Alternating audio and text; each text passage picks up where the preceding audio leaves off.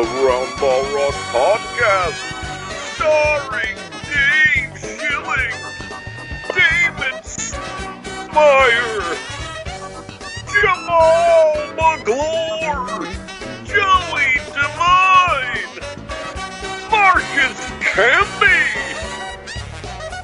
Gary Trent,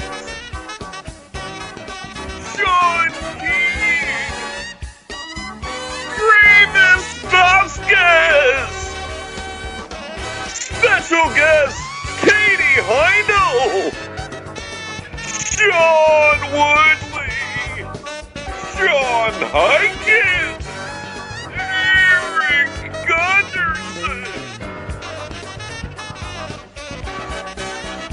musical guest Dan Fogelberg, and now the temporary host of the Roundball Rock Podcast, Joey Devine.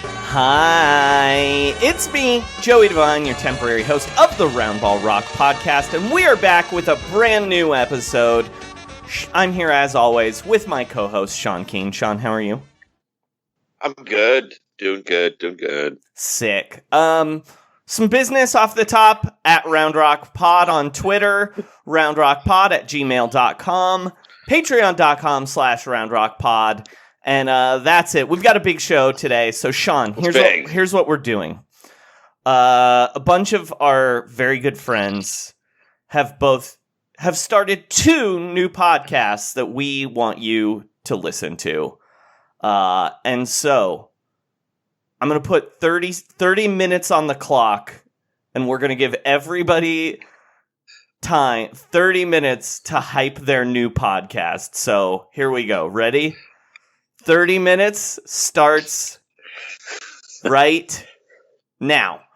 All right, I'm here with the host of the Basketball podcast from Locked On Raptors, Sean Woodley, and from Vice Sports Canada and the Basketball Feelings newsletter, Katie Heindl. That's right. There's a new podcast in town starring our friends Sean and Katie called Basketball. Sean Woodley, Katie Heindl, how are you? Ready to hype some shit up, baby. I actually didn't prepare to hype anything up at all. Look, I'm really only doing it because with both of these groups of people, having them on one episode, it could be 4 hours long. It could be, yeah. We've actually released an episode that was, I believe, 2 hours and 15 minutes long with just you and with Sean and Katie before, and I'm trying to avoid that. It's fair. I do have to say that I really like how disdainfully you said and then it made me realize that maybe my first plug is that basketball is like for everyone because it's your own interpretation of like how you say How do you say It depends on the day, you know, like sometimes like I feel like mine's more open-ended. Yours was definitely like spiteful. Basketball. Again. That podcast is hosted by Jeff Van Gundy and Jackson, actually. Katie, I will say my interpretation was much more of a triumphant Master P No Limit Records way to do it. Nice. So more like basketball. Yeah. I mean, we might need an N in there, but I like that. Yeah.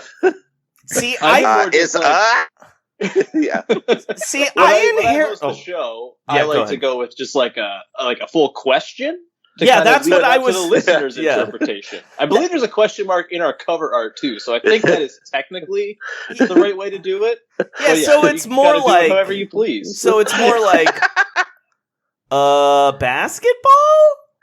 Yeah, that's how Sean says it. I kind of play with the number of H's that are involved. You know, sometimes it'll be as many as 1, and all the way up to like 12 or 13 if I'm feeling really crispy. But you tweak your voice right up at the end, like it could shatter glass. I do, yeah. It's like Mariah Carey shit. It'll wake you up. Did you guys consider any other names for the podcast? There were a few, yeah. Katie had most of the good ones. I can't quite remember some of the other ones we had. I'm sure there was a doc somewhere with all the names. My first one was just basketball, but then we were like, well, searching that might be a nightmare for some.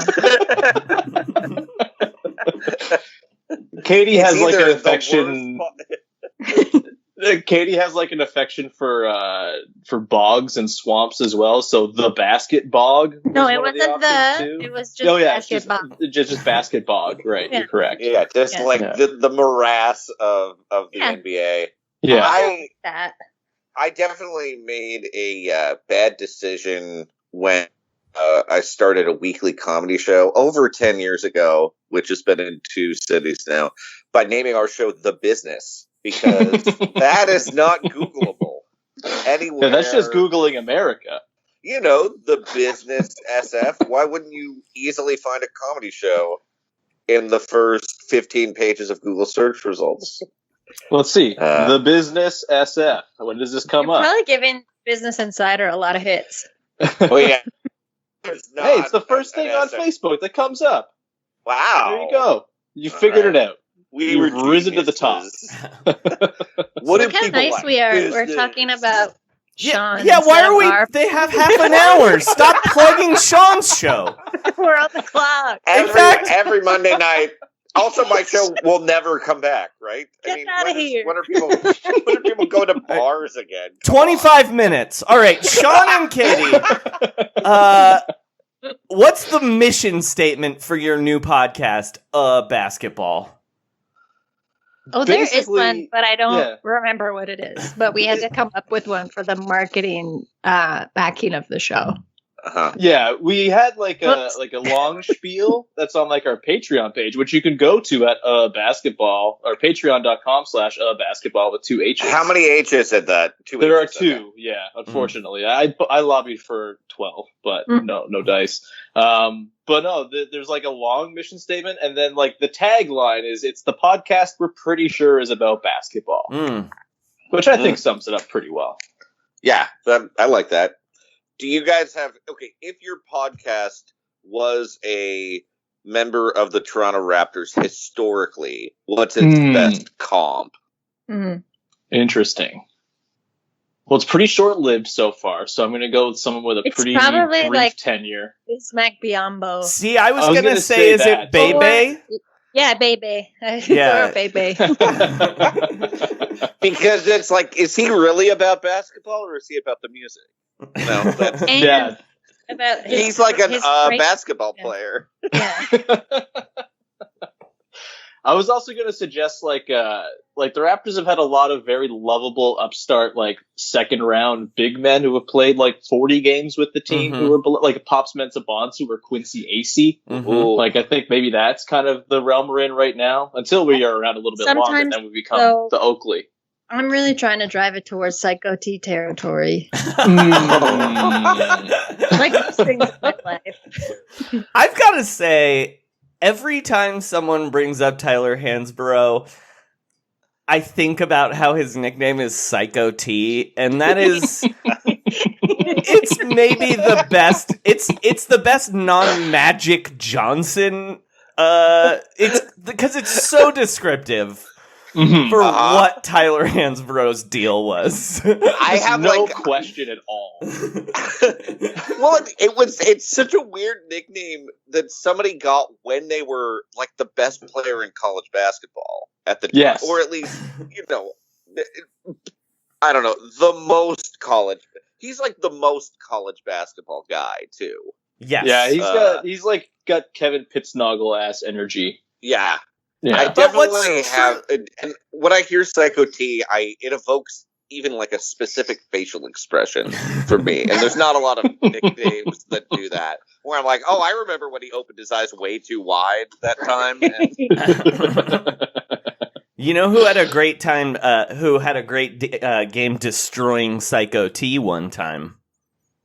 Who's that? Anthony Randolph? It was Anthony Randolph. My man, Psycho Ant Rand. But we're not here to plug Anthony Randolph's great games. 22 minutes. Basketball. How many episodes of Basketball are there so far? 3. 3? Which one's the best one? Off the top of your head, don't think about it. The most recent one, I think, probably. What? Actually, you know what? I think the best one we ever recorded was the first one, which we did in studio, but it was like before it launched, so it was just kind of like a run through. Mm-hmm. But it was definitely the most natural. We were in the same room. It was like there was a lot more riffing. There's like a producer that sits in and another guy like who like runs the whole network, and I felt like I was really showing off. So I don't know. I like went to a place I don't think I've ever gone on being on any other podcast before. It was extremely performative for myself. You were doing voices and stuff? No, I was just like too confident. Like I might have like slapped somebody if they interrupted. You me. became like you became like Chris Broussard. Just like a hot take machine. Yeah. No. The thing about having feelings on the court is if you don't have feelings off the court, you've got to get out of the game, man. No, it wasn't that kind of like slow, misplaced confidence. It was like hot. It was like a wily. It was like a Psycho T energy. I think. Like it really was just like two Psycho Ts staring at each other with microphones in between them. Is basically what it was. Also, it was recorded I think the Monday before the pause. And the pause is that what you're calling the pin? Yeah, you're calling it the pause? The great pause. The pause. It was still in the before times. But what we talked about, we were talking about playing games in arenas with no fans, and that like at a time where it was still just kind of like this fun oddity. There wasn't really any. This was only 2 days away from everything happening, but at that time, it just felt like, oh yeah, this is going to happen. It'll go away real fast, and we had some fun with it, and then it got out of date. Quick. Katie, were your parents? Yeah, go ahead. Well, we were like, I bet someone in the NBA is going to get COVID-19. We're like, who do you think would be the first when? I think we talked about that. It's like, it definitely won't be I think would it be the funniest? Would it be the funniest possible person? I think Rudy Gobert. Like Rudy, yeah. Well, yeah, I think he did. Because we recorded it the day the Raptors played the Jazz. Yes. It was like their last game, and they won that one. But it was like that was like the morning where Rudy Gobert was touching all the microphones like a dipshit, and that was why I think you ended up predicting him. So yeah. So, the Katie? Original basketball had a lot of premonition to it. So, Katie, what you're saying is you're a precog from Minority Report? And you could have stopped this entire thing? Cool. But instead you used it on a rehearsal podcast? Great way to use your powers. I told you, I channeled like into a new part of myself. And the only way to get back there and start like predicting the future, I guess, is to like get back in the studio. Get hot. But you're going to cause another pandemic if you ever get back in the studio again. I think it's worth it for like what came out of that. Like, it's okay. We will have to release that maybe to the Patreon people at some point, because it was really fucking good. Did you feel like Rudy Gobert? Like everything every mic I touch is going to turn to gold? No. I still don't really think that's what he thought. I certainly think he values himself that high, but I don't know if that's what he was going for. All right, 18 minutes. Done a better job plugging Rudy Gobert and Sean's comedy show. Katie, if we have you on the podcast, we have to ask you about quarantine social media. Who's doing the best so far? Yeah, I think it's taking a turn. I think, unfortunately, Paul Millsap's been kind of quiet. Yeah, our favorite. I've noticed. Yeah, unfortunately, because I thought he was doing quite well. He got too into his hobby. It might have consumed him, or maybe he went to like some strange. Maybe he like cast some real like occulty spells, and he saw some shit that he wants to forget. So he's stuck in a glass box in his basement that he can't get out of. Well, he has a brother, right? Wait, what's his brother's name? It's Elijah. Yeah. He and Elijah Millsap are working on their the Prestige right now. Right. But I think, like, honestly, Jimmy Butler, but I don't, like, again, I don't really think he's just stoked because he's like, oh, I can work out all day and, like, be outside with my shirt off. But also he's like, and then I can eat bad food. I can be bad. So that's fun to see. Yeah, because he's got his own gym that he's waking up at to work out in the middle of the night. But he does miss the live excitement Kenny Chesney concert. That's what he misses the most. Not basketball, but live country music. His true passion. Also, I think Kyle Kuz was doing pretty well romantically because he started dating the model Winnie Harlow while in quarantine. Now but we'll see now that once they can see each other how that goes. You know what I mean? They're together. They're physically together. What? Wait a second. You can't do that. You can't do that. That's a problem. You can't. No. I have a friend who started a romantic relationship during quarantine, and I was just like, what is happening here? Like a month in. You're dating? Who's handling it worst? The worst, Katie? Who seems to be going? Yeah, who's handling it the worst? Who seems to be? Oh yeah. Is it because he's sad he can't hang out with Bill Clinton anymore? They Zoom every week. They probably do. The Zoom call is with Hillary, Bill, that lady who did Weinstein's PR, and Ghislaine Maxwell, still living Jeffrey Epstein wherever he's hiding. He's just become like a gross, like a food pranker. I feel like this was a thing like maybe 4 or 5 years ago, like on social media, or like making the weirdest combinations of food that you can. But he seems like extremely passionate about it. And like, I think I'm worried, like Sean and I did talk about this on basketball last week. Because you gotta say that with more confidence, Katie. Yeah. That sounded like I'm trying different ones on for size. That one to me, yeah. Well, but I'm telling you right now, that one was a little bit too much. Like you're an alien who is being tested on what a thing is, and they held it. They held up a ball, and you were like, "A basketball? Is that a basketball?" Did you guys ever consider a basketball? By the way. Oh, like EH, the Canadian thing. No, but that's not Canadian a bad alternative option. That's pretty bad, Sean. It's a basketball. Anyway. Two baskall. Please stop this. But I was going to say, what we talked about how Ennis is like destroying a new waffle iron like several times a week. It's on the shit that he's like putting in it to make fake waffles. Katie, do you like pranks or magic better? Pranks. Okay. When I used to work at a Tim Hortons back when I was an idiot high school kid, yes, this is that Canadian shit I want to hear. We used to play this game because I used to work there with my cousin, and we would like get stuck together on the afternoon shift together, and it was a nightmare. But we would play this game where we would have 5 ingredients from the entire pantry, and we had to make the grossest possible donut and force the other person to eat it. And that's basically what Ennis Cantor's doing every day to himself.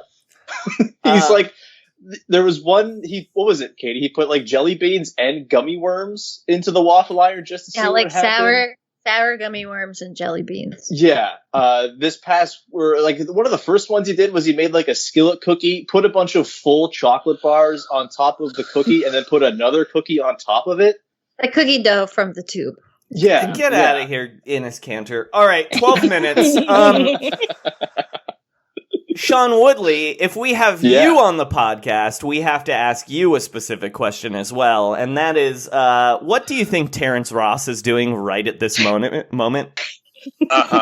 He's just like having a good time with his family. He's like kind of boring, and it's disappointing to me. I think he's probably pretty excited that he doesn't have to go very far for the Disneyland plan, which is good for him. I'm glad he doesn't have to leave his family behind. But no, he's been pretty tame, and like he's kind of like a wife guy anyway. Like he just like likes to hang out with his wife and his kid. And he likes getting buckets, and he likes his wife. Basically, it. He went to a really depressing. He went to a really depressing like wildlife park in Florida where you have to sit in your car. Right. And he took a picture of everything. There's like bisons and weird, like it was extremely misplaced, but he looks so bored. All right. That leads me to my last question for you guys though. All right. So the NBA, first off, 11 minutes. The NBA claims they're going to open in Walt Disney World here next month. So our question for you, our final question for the basketball hosts is which Raptors will most thrive in a postseason amusement park environment? Katie, you can go first if you'd like. I think this is just a gut feeling, but I think Norman Powell. I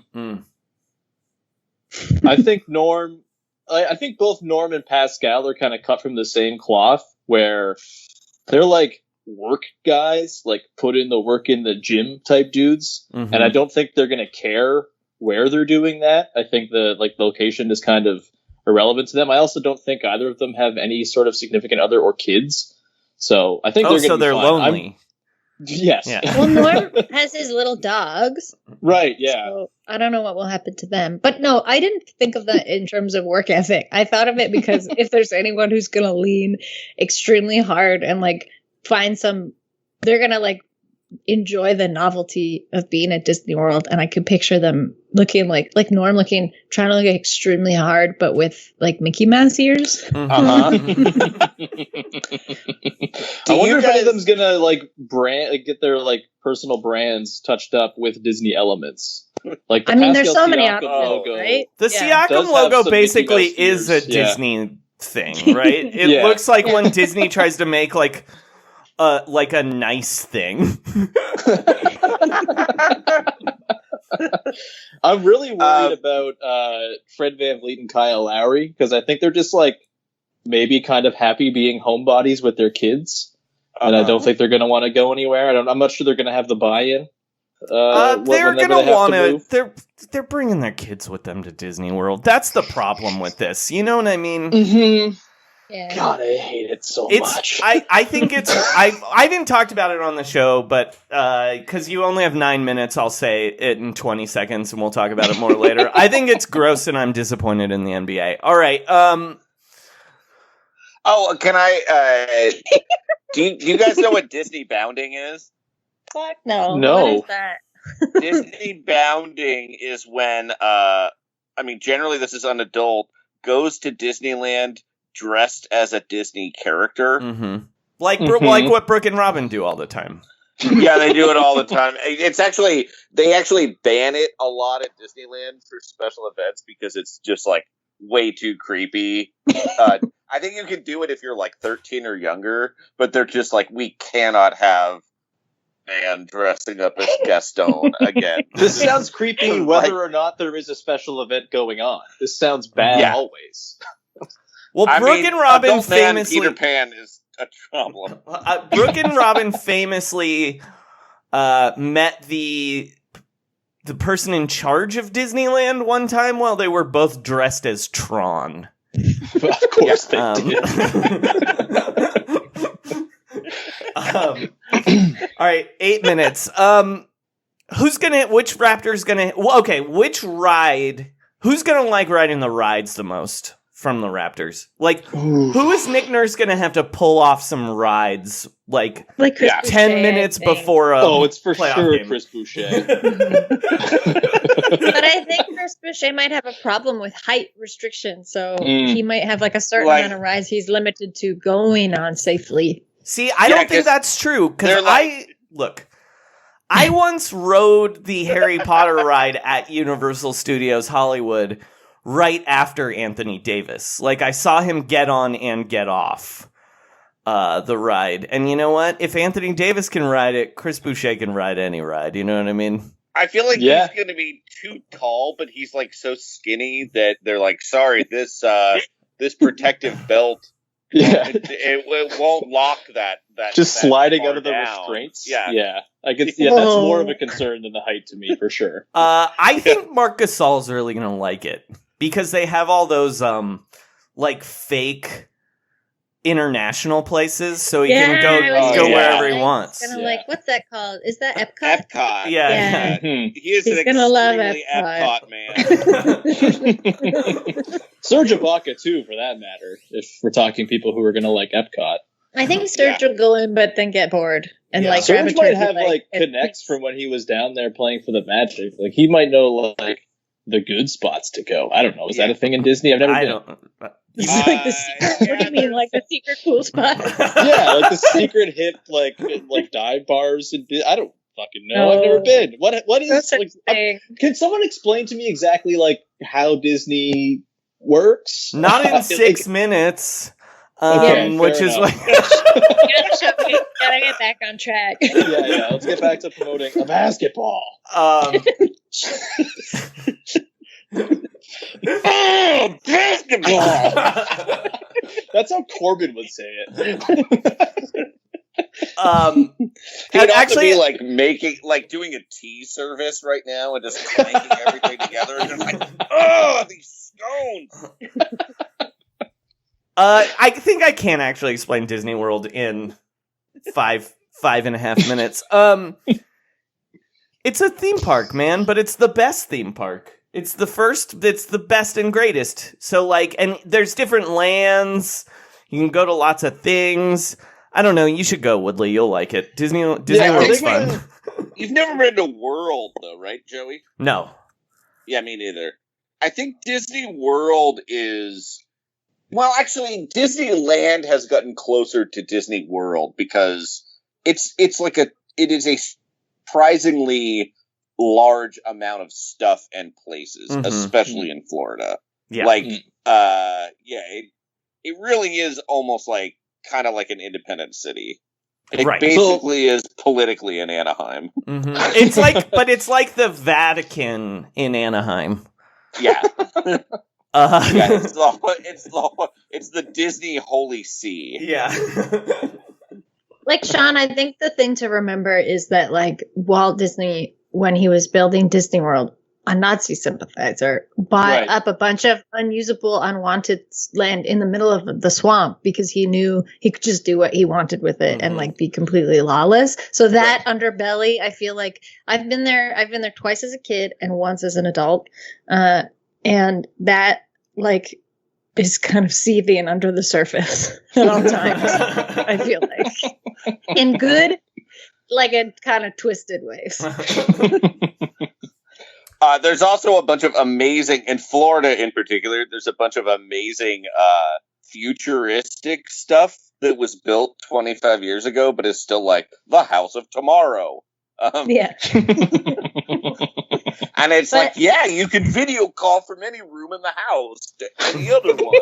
The music changes when the kid walks into the house of tomorrow. They just it's wrong about a lot of things, but they buy in really hard to those. Anyway, it's great.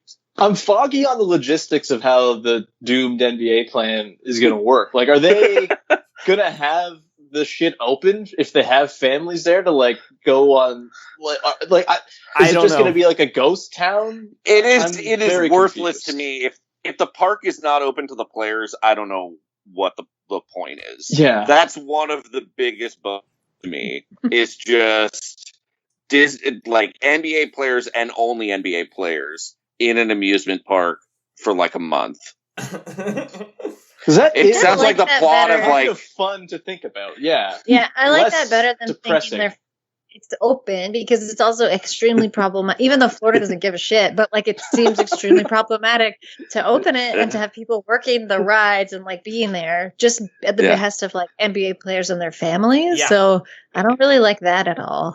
Yeah, I don't either. Again, I don't want to talk about it because you have 2 minutes. Oh no! I spent more time promoting Disney World, but I also think I will use that as like a good kind of segue into it, to be sincere, what Sean and I do talk about, which is like, you know, we be funny, we do our little jokes, we riff around a lot, but I also really enjoy like talking about serious and uncomfortable things. And I mean, I like Joey and Sean, I know we've done it on this podcast a few times, but it's nice to have a place to do that and to also like do some feelings kind of stuff. Mm-hmm. So I feel like for me, it's like a natural, of the first place I can kind of flow around through all of those weird things, like a basketball.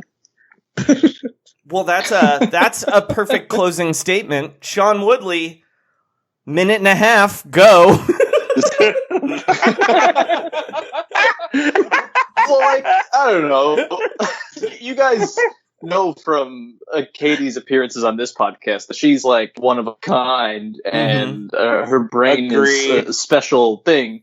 And it is really fun doing that podcast because, like, we do similar dumb shit on the Raptors show when she's on it, but it's less. You know, we have to kind of keep it within the realm of the Raptors for the most part, whereas. Now it's kind of like the whole world is open to us, and I really do just feel like I'm a home run derby pitcher, just like throwing little like meatballs up to Katie, who is in this case like Vladimir Guerrero Jr., and just smacking them 500 feet, and it's great because Katie just takes everything I serve up in a wonderful direction. But I hate baseball, so unfortunate that you used that analogy, but that's okay. Yeah, I think even if you hate baseball, I think you would like Vladimir Guerrero Jr. Okay. Oh, I know who he is. Stop talking about Vladimir Guerrero Jr. They have 20 seconds. Woodley, tell them where to listen in 18 seconds. Yeah, all your podcast providers, patreon.com/basketball, 2 T's. On Twitter, you can find the links and stuff. That's like 12 seconds. That's all professional. Right. Done. 2, 1. You really, you hit that. It just, my timer just went off. Well, in fairness, we had a countdown going for the entire time. Yeah, that was. I never felt like I was unawares as to where we were. All right, now you're going overtime. This is not soccer; it's basketball. All right, I'm gonna let you guys go. Thank you, Sean and Katie, and we've got to call Erik and Sean Highkin now, so we'll do that right now. All right. We're here with our friends Sean Highkin and Erik Gundersen. You might know Sean from writing for Bleacher Report, former Bulls beat writer, former Blazers beat writer, now national columnist for Bleacher Report, and Erik Gundersen from USA Today's LeBron Wire, from the Associated Press. But mostly what you're going to know them from now is from their brand new podcast, Feel free to comment. The Survivor's Remorse podcast. I'm going to put 30 minutes on the clock.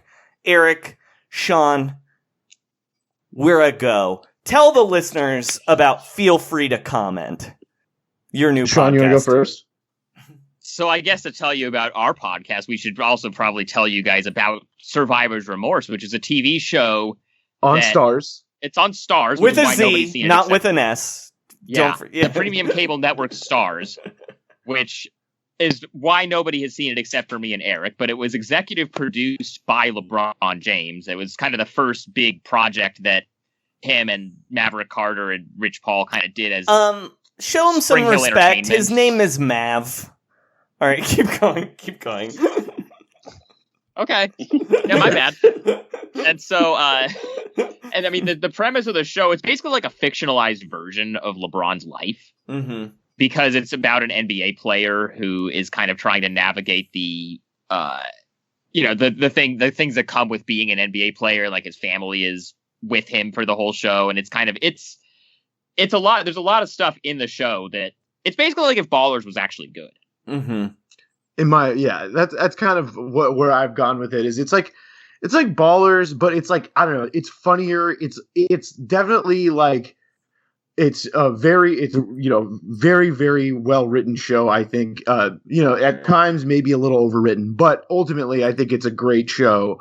And it is, I mean, the lines in it are incredible. The actors are great. And also I think it's a fictionalized version of LeBron's life, but then also it's obviously, LeBron's story is not that relatable for most people because he's LeBron James. And so they had to make it like a more believable version of like someone becoming an NBA star in 2014 that was like, kind of like, he's kind of like a CJ McCollum type where he like went to a small school and then like was on a lower contract and then got a bigger contract. And so that's kind of like where the show is. It's like, but they use like actual moments from LeBron's life to like use as like story points, like for the shoe negotiations and stuff like that. Like and tons of other stuff. And so we decided to start a podcast about it because, first of all, it's a show that, we both really like, and it's also a show that like nobody has, like I said, nobody has seen it except for the two of us. Right. And LeBron James probably, and like he's probably watched it. Do you think LeBron's seen every episode? Yeah. I mean, I think he has seen it because I mean his fingerprints are all over it in terms of just like different, like there are things where you watch like different things that happen on the show and you can just go, yep, that's the LeBron influence. Like LeBron put that in there. Yeah. I mean, even stuff that is like stuff that I'm not going to say on here, but you can see it and you're like, oh my God, the LeBron is really involved in this. and it'll be very easy. Is it like, it'll be very easy to tell. What? Are you guys saying that there's a Delonte West figure who has sex with the protagonist's mom? Well, his mom does start dead. At one point, his mom does. Oh my God! Yeah, there's multiple scenes where he hears. Well, at the very beginning, where he hears his mom getting piped. Like everybody in the house hears it because she has like a boyfriend, and everyone's hearing it. And then she ends up dating. Spoiler alert, because no one's seen the show, and I don't feel like it's spoiling anything. She ends up dating the owner of the Chinese shoe brand that Cam Calloway signs with. And so, yeah. And so there's really one thing that I wish in Survivor's Remorse there was more of is interactions with teammates. There's literally none of that. So wait, the LeBron stand-in's name is Cam Calloway on this show? Cam Calloway. So like one word away from being the guy who sang Minnie the Moocher? Okay. Well, and do you feel like Cade Cunningham was inspired at all by this? Like, he could be. I don't know. Because of that. You know what? Maybe Cade Cunningham has seen the show, and his parents have. He's young, but he's not that young that his parents named him during the while the show was on. All right. He's not Jason Tatum. Jason Tatum is literally a baby. Yeah, that's true. He could have been named Cam Calloway. All right, 25 minutes. Guys, how many episodes of your podcast so far have you recapped? How many episodes of Feel Free to Comment are there so far? Well, we just finished season 1 on that just went up this week. And we have season 2 coming out tomorrow or Tuesday. Starting on we're putting them out 2 a week, just Tuesday and Thursday, but we're like way ahead of what we've, because we aren't really like the episodes are pretty short. They're like 20 or 25 minutes each, and we're just really kind of just talking about like the episodes and how different things in the episodes relate to like LeBron's career. We aren't really they aren't really time sensitive, and so we aren't really putting them out as we recorded. We're a full season ahead. Like season 2 is fully in the can recorded. We're going to do season 3 this week, but we're still just putting the episodes out 2 a week, and so we're right now scheduled through June. So once you guys burn through the entire season, are you gonna do the rewatchables and rewatch them with guests? No, we might. I don't know. I mean, we could if we get. Hey, listen, this is part of us being on here is to get some fucking guests, and also, yeah. But obviously, we'd love to have people involved with the show on the show. I mean, we know that people involved with the show know we exist, but to the extent we don't. Yeah, but it's like anyway. So it's just a matter of like we gotta we have to have content, but also And by the way, you guys watch the show, and then we'll have you guys on to talk about what you think about it. Sure, we can do that for sure. Yeah. All right, so something Sean and I wanted to do with you is because, again, there's only 3 seasons of Survivor's Remorse. 4. 4? Excuse me, sorry. It's 4, 4. baby. 4 and 1 6-episode season. Sean and I wanted to pitch you some other NBA produced television shows and ask you whether or not you would do a podcast about them. Okay. Uh-huh. Sean, would you like to go first? Yeah, I'll go first. Okay, so this one is set in Brooklyn, New York, in a universe that's very much like ours. It's about a guy named Cam Irving and his good friend Cam Durant. They explore fantastic phenomena and unexplained things. Cam Irving is kind of more like a Fox Mulder type who really wants to believe in these things because he just keeps thinking about conspiracies because there was a childhood incident where he escaped the inside job of 9/11. And he's been obsessed with it. Whereas Cam Durant is a little more grounded, though he's like, yeah, we can investigate these paranormal things, but the best way to do it is just by interrogating people on Instagram. So that's kind of the tension. And the show's called The Nets Files. And sometimes they get information from a cigarette smoking man named Vlade Divac. So yeah. Okay. All right. And his consigliere Vivek. Yes. So the Kings are tampering with the Nets in this scenario, basically trying to sabotage them. Is that? No, just Vlade knows where a lot of bodies are buried. He hasn't even thought it through that much. That's the thing that makes he actually reveals a lot of conspiracies because he's kind of not working that hard, you know? Mm-hmm. Yeah. Yeah. Okay. In his quote unquote job as the general manager of the Kings, quote unquote. Yeah. And he was very successful as a detective, but hasn't been very successful as an informant. Yeah, he's been promoted to this government position where he oversees a lot of stuff, but people are just kind of like, it just seems like he's moving people from one department to the other and overpaying FBI agents. It doesn't make any sense. It's like he doesn't have a plan at all. And that's kind of the Cam Irving on the show believes that there's a plan behind everything, and that's what's so shattering about talking to the cigarette smoking man is that he just behaves. It's like he has no plan at all. It's not even a conspiracy. A quick aside about Survivor's Remorse is that Cam Calloway's character, they wrote in some conspiracy theories that he believes in that are totally related to Mr. Irving. Okay, let's hear. Wait. Okay, before good. let's hear some of these conspiracy theories. Oh God, what was the last one, Sean, that they just had? It was like. It was when he was on the MRI table when he had. Yes, that's right. Yeah, he had a knee injury. He's like, they're gonna put me in a tube, and then I have cancer, and then you're gonna kill me, and it's like, and then we're all gonna die, and it's like it's just going crazy. And actually, it's just absolutely spiraling. And actually, the nurse that is gonna stick him with whatever the anesthesia is. He looks at it, and I think they put this in there specifically for you guys.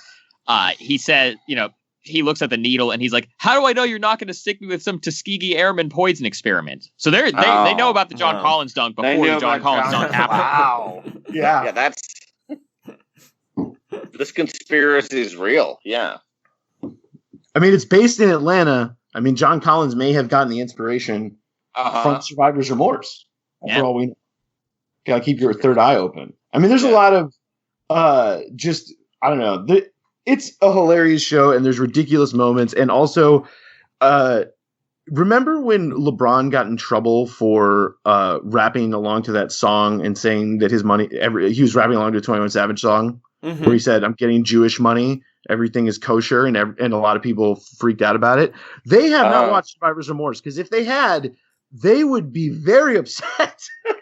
There's some shit in there, and it's like there was one scene where the owner of the team is an Irish guy from Boston, and he's like a Steve Ballmer, Mark Cuban type of guy, but he's super hands-on owner, super enthusiastic. Yeah, so Reggie, Cam's agent / manager who is like a Rich Paul / Maverick Carter hybrid character is trying to make Cam more money. And so he asked this guy to get him in touch with a money guy. And so he goes and meets this guy named, I think it was like Ira. I forget what his last name is. But anyway, it's based off of a real person named Paul Wachter, who is this very old, connected Jewish man who has helped make LeBron $1 bajillion. And like before he died in that high-speed car accident. Rest in peace, Paul Wachter. See you again, baby. But anyway, they introduce him, and he's like, yeah, he said that you're, really good, that you're kind of quirky. He's like, yeah, because he'd get offended when I call him a greedy Jew and shit like that, and like it's just crazy, and it's like there is some very hardcore, frankly, racial things that are brought up in this show, and like ethnicity things that it's crazy. It's very like quiet heart out loud stuff. Mm-hmm. It's very, yeah. I mean, it's shows on Stars. Yeah, exactly. But it's TVMA. It's TVMA on Stars. I'm just saying, I'm not agreeing with any of the things that are said, but what I am saying is that LeBron's Jewish humor things and things that he loves about Jewish people, even though 2 episodes ago he's like, Jewish people, man, I love how funny you guys are, man. And it's like, I feel like everyone just dropped down his throat. He's just like, LeBron really loves Jewish people. This is the episode that LeBron guest starred in, by the way. Yeah. Uh-huh. Who does LeBron play? And he's wearing a yarmulke. Oh, yeah. Who does LeBron? Does LeBron play LeBron? He plays the Hebrew Hammer. Hebrew Hammer.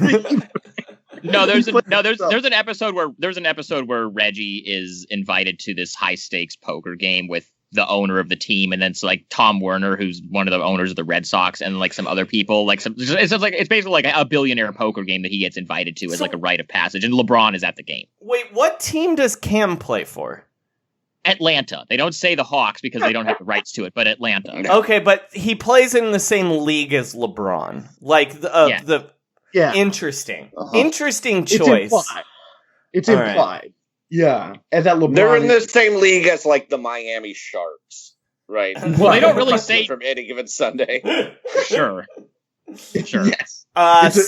It's a hybrid sports league. All right, 16 minutes. The show I have to pitch for you guys is about a player who plays in Miami.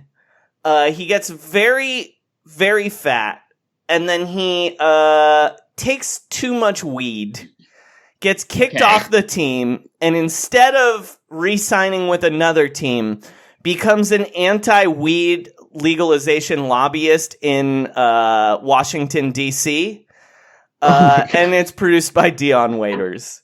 What's the title? I know what the title is. Oh, yeah, go ahead. I think the title is "Stay Off the Weed," and they get Stephen A. Smith to do the theme song. I like it. Yep, yeah. That's right. He just yells the title every episode in a different. Stay off the weed. God. I mean, LeBron might get his hands in producing that. I mean, they're teammates now. How many episodes do you think that would get on Stars? No, you know what? I think that wouldn't be on Stars. That would be on Encore. Yeah. What is Encore? All right. I could see that being an epic series as well. Encore was part of the Stars family, and then I think it got liquidated. Am I right? It was like the HBO 2 of Stars. Yeah. Yes, exactly. And they would always show like the movies that were like on Stars like a year before. Yeah. It's like, hey, you guys probably didn't probably remember this independent film from 1994 we got the rights to in 2002. Well, it's coming to Encore in 2003. Okay. Get ready for Kicking and Screaming by Noah Baumbach. Ran once a day on Encore for 7 years. So that's the channel that the Dion Waiters anti-weed show is going to be? Yeah. Okay. Or it's going to be on Quibi. Oh, no, I have a Quibi show for later. I have a Quibi show for later. Don't worry. I'm sorry. I'm sorry. These I see... Because this is sort of an Aaron Sorkin-esque show about lobbyists in Washington. This is an hour long, I think. It's less of a sitcom. It's okay. It's like the Newsroom, But lots of very rushed dialogue. Yeah, exactly. Lots of walk and talks. It's about the backroom dealings. And again, it's about an anti-weed lobbyist. Yeah. Who smokes weed when he goes home later? He's shooting. Spends all day like lobbying against weed and goes home and rolls a fat blunt. Yeah, just because he lost his job because of weed. All right. I have a question for you guys about survivor's remorse. And it's, could they have chosen a worse title for this show than Survivor's Remorse? The title probably does not help its case. Honestly, it is honestly probably the thing that holds it back the most is the name of the show. Because it kind of sounds like a Survivor, the reality show after show. Mm-hmm. like with the like winners you just got and they voted feel off at bad. tribal council. Yeah, like talking what's remorse. Your survivor's remorse, and it's like trusting Jade. She backstabbed me, and then other guys like, well, I should have held on to that pole longer in the individual immunity challenge. Not learning how to swim. Richard Hatch hosts this show because he has too much tax debt that he has to get out of. Yeah, and he's nude. He's nude every episode, and they don't censor it because he's just really because soft. It's on Stars. Exactly. Yeah, it's on Stars. They're like, yeah, you think we have a lot of gratuitous nudity on this show? Well, here's unadulterated male nudity every single episode from Richard Hatch. Here's Richard Hatch, the winner of Survivor Season 1, hanging dong. Hell yeah, dude. Another question I have for you is, did LeBron's love of super teams cause him to make a mistake by putting this show on Stars? He's just like, Mav, you got to get me with some stars on this. And they're like, okay, well, we'll get you a meeting with Stars. I mean, I have no idea, but yeah, it beat on Stars also doesn't help its case. They probably just got the most money from Stars. Is probably what happened. I think if this show was on Netflix or HBO, a lot of people would talk about it. Mm-hmm. Yeah, I just think Stars probably just overpaid to be associated with LeBron James, and are just like, and then they got screwed, and they're like, we didn't get $1 Million Mile, we didn't get The Wall. We didn't get Taco Tuesday, the animated series. We got Survivor's Remorse? They don't even have the syndication rights for Trainwreck. Wow. Oh, yeah, pretty sad. Maybe they'll get Space Jam 2. Which, by the way, we got an email. We're here with LeBron experts. So we got an email earlier this week. Have you seen the leaked footage of Space Jam 2 yet, guys? I have not. No, I've not. Well, let me just explain to you what happens in this. It's a couple months old, I think. Yeah. Okay. Hold on. By the way, remember that the title of the film is Space Jam: A New Legacy, not Space Jam 2. Our friend Patrick Goldman emailed us this leaked, so it's leaked footage, and in the Space Jam 2 leak, it appears that in Space Jam 2 are Jim Carrey's The Mask, the Joker, Pennywise, and the Wicked Witch of the West. Wow. So it's kind of like a Kingdom Hearts thing? Yeah, it's like a Kingdom Hearts thing, I guess, with basketball. Okay. But my question for you guys as LeBron experts is do you think he's just a really big fan of Jim Carrey's The Mask? Eric, I'll defer to you on this one.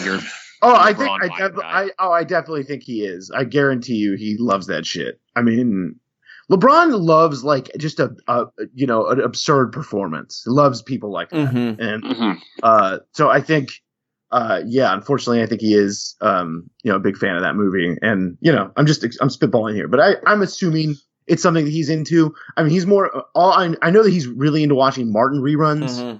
Something that I know about LeBron. But and they reference that on the show also. They reference watching Martin reruns. I guess that he is a Jim Carrey guy probably.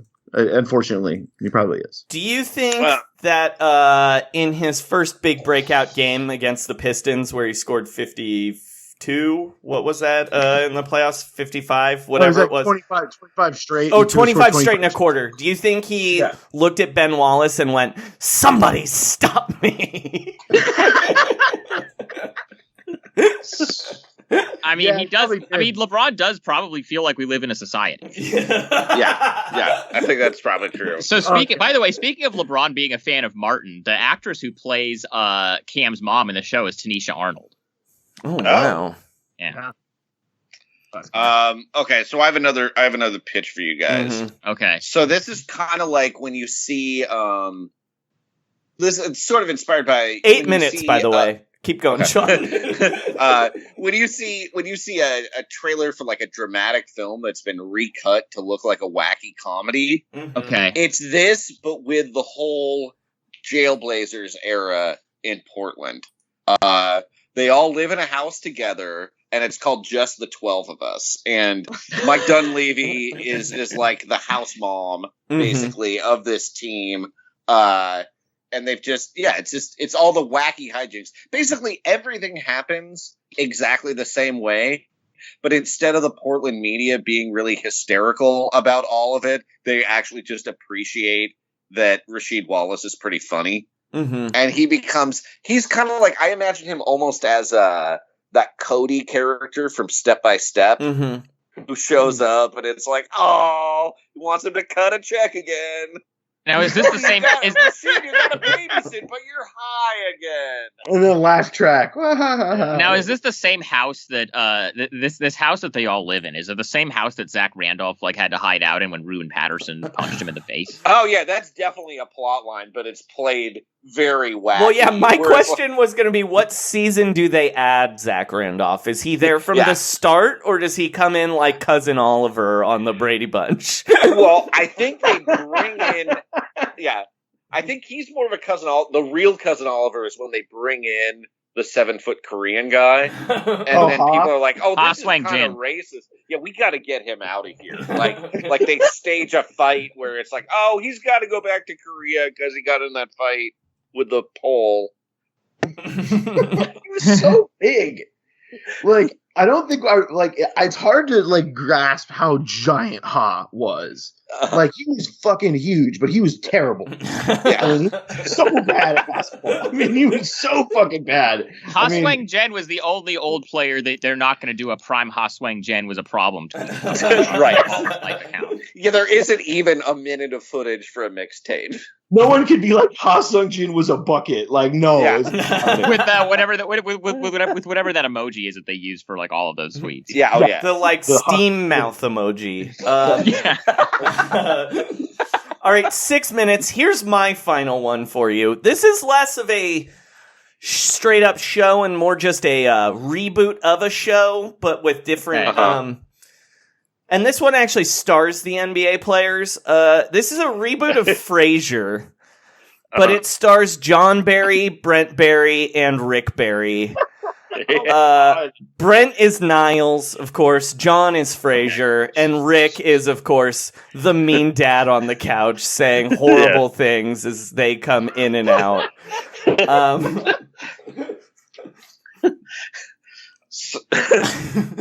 So Joe, I like that he would also be so jealous of John's radio show. Just like, he's a broadcaster. I hate it.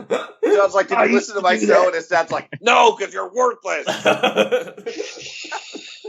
I had a somewhat similar pitch, Joey, and this is about an old assassin who tries to become a broadcaster, and he tries to reconcile the two lives, except he keeps saying racist things on the air. But his signature is that when he shoots people, he holds the gun underhand. Yeah, and it's called Barry, right? It's called Rick Barry. It's called Barry. And I think that would be a Cinemax show. All right, guys, 4 minutes. Rick Barry's old dick on Cinemax. Yeah, just Rick Barry's dick, Richard Hatch's dick, just out all the time. Also, they have the Michael Red Shoe Diaries, which also using Michael Red's dick. All right, it's him reminiscing like that was the hottest woman I ever met in Milwaukee. Man, back in 2006. Oh God. It's always like just shots of someone slowly eating a bratwurst erotically, and you're like, I'm not really turned on by this. By the way, Prime Michael Red was a problem. No, he was, walking bucket, steam mouth emoji. All right. This girl's like, I want you to eat these cheese curds off my body. Oh my god! I saw one today that I saw some tweet like literally that was very earnestly talking about how Miley Cyrus carried an entire network on her back at 14. And so I saw that shit. I was like, Miley Cyrus was a fucking bucket. All right, I heard, like that's the stage of course you were at. Right now. I was listening to Penny Hardaway on All the Smoke a couple weeks ago, and they were talking about how some player was a problem, and I just added the steam mouth emojis to it in my head. Yeah. Yeah, I mean, All the Smoke is definitely the league leader in podcasts of earnest sayings of so-and-so was a problem. Well, and they actually have smoke shooting out of their mouths, but not like the emoji. All right. Let's go. 3 minutes. This is it, guys. Tell everyone where they can listen to. Feel free to comment. The Survivor's Remorse podcast. Well, where do you guys listen to other podcasts? Listen to them on Apple? Do you listen to them on Google? Do you listen to them on Spotify? Because we're on all those platforms. Hell yeah, Sean. That's how you do a plug. What kind of reviews do you want them to give? Yeah. How many stars? I mean, the rule. You guys know what the rule is. The rule is that iTunes only lets you do 5 stars, especially when it's spelled with a Z, like your guys' is. Yeah, I mean, I think the rules like that only apply to some podcasts. It obviously applies to Roundball Rock. I think it applies to us. It definitely applies. I think so too. Feel free to comment about that. Actually, yeah. And one more thing. What do you feel like is the most scandalous thing hinted at? If this is really like a LeBron James Ramona clef, you know what I mean? Like this is really, yeah. I'm just gonna say it. There's a cameo by Yes Jules.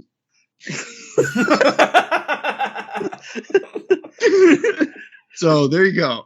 All right, I like it. All right, 90 seconds. Eric, what else do you want to plug? LeBronWire.usatoday.com. You can also hit like my Twitter at Erik_Gundersen. And read my shit there because it sounds like the NBA is going to come back. So are you going to the bubble? Is USA going to send the LeBron wire to the bubble? Fuck no. I'm the bubble wire. Bubble wire. Yeah, it's just like talking about what they're eating every day or some shit. Like, you know what they're eating? It's every day is Taco Tuesday in the bubble. Yeah, in Epcot's Mexico town. Right. Do you think LeBron's going to get real problematic if LeBron starts doing the Taco Tuesday shit in the Mexico town at Disney World? All right, I just keep imagining him being like, I want someone to drink Dole Whips with. I'm lonely. Anthony Davis, come on, bro. Go to the Dole Whip. Come on. Fit in or fit out. Meet me at Tiki Room. All right. Hanging out with Dwight all the time. Highkin, you have 40 seconds. Plug what you want to plug. So you can read my stuff at Bleacher Report. I had a piece recently talking to different players about what they think about actually the idea of playing NBA playoff games with no fans. So, I think that was kind of interesting to talk to guys. So I've got that. You can check that out, and you can just follow me on Twitter at Highkin. Oh, he did it with 18 seconds to spare, and I'll take that. I'll take those 15 seconds. Listen to Feel Free to Comment wherever you listen to podcasts. 5-star reviews. Thank you guys so much for coming on. We will have you back on a normal episode where I'm not timing you, I swear. Absolutely. And but you guys did well under pressure. There goes the timer, so I'm going to hang up on you. Kim Calloway. That's our episode. Sean Keen, what would you like to plug? Gotta think about the winners and losers of a big layoff for the playoffs. Nice. The biggest winner is the Lopez twins. Spoiler. Of course. As for me, you can always follow me on Twitter at Frankie Muniz, where on 3/10/15 I tweeted, "Why does it take me drinking half a glass of something before I realize it's gone bad? Mold should be easier to sense. Iced tea goes bad?" Keen, did you write a song? I didn't, but could you rerun Slovenian Pie? I will, for sure. Trust the process. Trust the process. And shut it down. Let's all plug our friends' podcasts and listen to them, please. Ow, ow, ow. A long, long time ago, I can still remember when his passes used to make me cry. And I knew if the Hawks were daft, I could steal him in the draft. Sure, maybe we'd be crappy for a while. But our players shattered like cheap pottery. We were headed straight for the lottery. Gaping holes on the roster. We needed one more prospect. But the Nuggets game was often tied. And Luka's free throw went just wide. Then Jokic drove from the right side.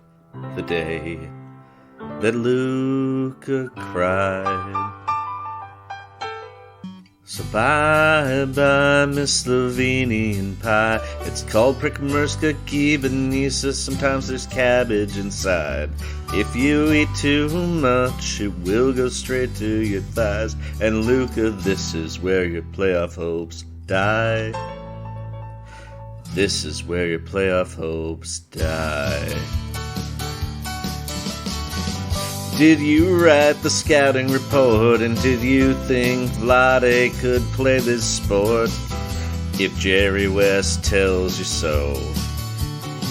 And do you believe in the pick and roll? Can a Euro take it to the hole? And can you teach me how to scout in Kosovo? Well, I know you love Luka Doncic because your favorite player's Petrovic. You wear Tony Parker shoes, and you thought Jerry Welsh couldn't lose. Ooh, I love Tony Kukoc on the Bulls, and any last names were 7 syllables. But the Serbian was a handful the day Luka Doncic cried. I started singing bye-bye, Miss Slovenian pie. It's called Prikmerska Kibanisa, come to cabbage inside. If you eat too much, it will go straight to your thighs. And Luka, this is where your playoff hopes die. This is where your playoff hopes die. Now for 20 years, we have had our Dirk, though Pavel Podkolzin didn't work. Shouldn't have picked him at 20. While we pulled for Ronnie Psycho Lee, the club DJ version of Spike Lee, who didn't care for Andrea Bognani. But when the Nuggets drafted Skeeter High, the Euro well was running dry. Nicola's T sucked ass worse than Eftimios Renzi. As you know, Bruno Sundorf was a slob. The Mavs got nothing from Uwe Blob. And I saw the clip from Worldwide Wob the day that Luka cried. We were singing bye-bye, Miss Slovenian pie. It's called Prikmerska Kibanisa, there's cabbage inside. If you eat too much, it will go straight to your thighs. And Luka, this is where your playoff hopes die. This is where your playoff hopes die. Potapenko, Slava Medvedenko, Hall pass for Andrei Kirilenko. Primoz Bezic stock was falling fast. Marseille's Lampe never made it. Boris Diaw had to get traded. Sergei Karelov got drafted last. Well, Mehmet Okur got real paid. AK-47 kept getting laid. Kirapa and O'Neal were blazers. And no Greeks ever used razors. Woo! Then Manu won 6th Man of the Year. And Fran Vasquez disappeared. Then Darko bled piercing his ear the day that Luka cried. We started singing Bye Bye Miss Slovenian Pie. It's called Prickmerska Gibenisa. Sometimes there's cabbage inside. If you eat too much, it will go straight to your thighs. And Luca, this is where your playoff hopes die. This is where your playoff hopes die. Kevin Seraphine faded away. Hair plugs got Evan Fournier. Fran Fraschilla left the USA. Johan Petra wasn't nimble, wasn't quick, couldn't jump over a candlestick.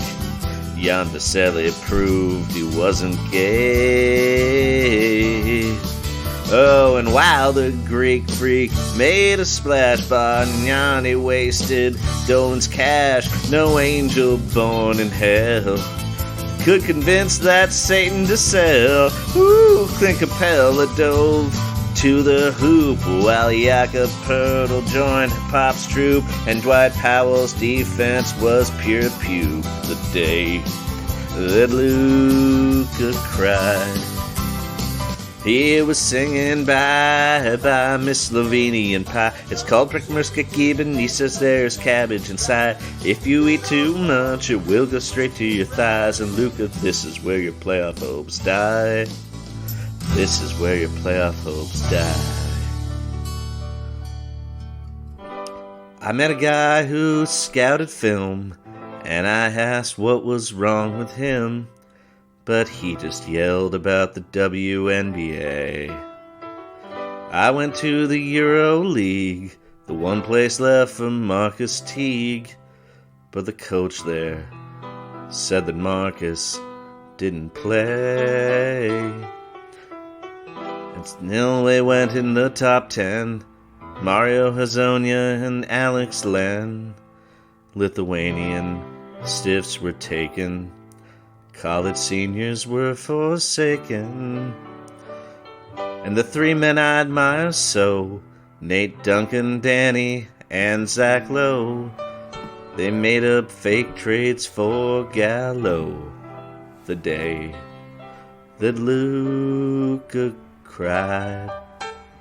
And they were singing Bye Bye Miss Slovenian Pie. It's called Prickmerska Gibenisa, and there's cabbage inside.